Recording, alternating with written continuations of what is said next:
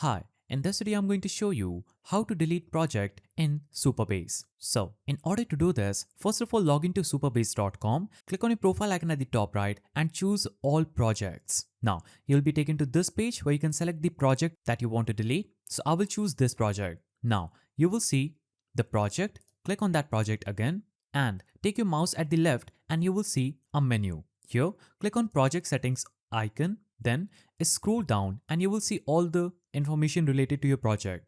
So scroll down on this page, navigate to the bottom and click on delete project. So deleting this project will also remove your database. Click on delete project. Now type the project name in this section and click on I understand, delete this project. And after you click on this button that says I understand, delete this project, your project will be successfully deleted from your Supabase. So that's the simple way with which you can do this. If you found this guide helpful, please don't forget to give it a thumbs up and thanks for watching.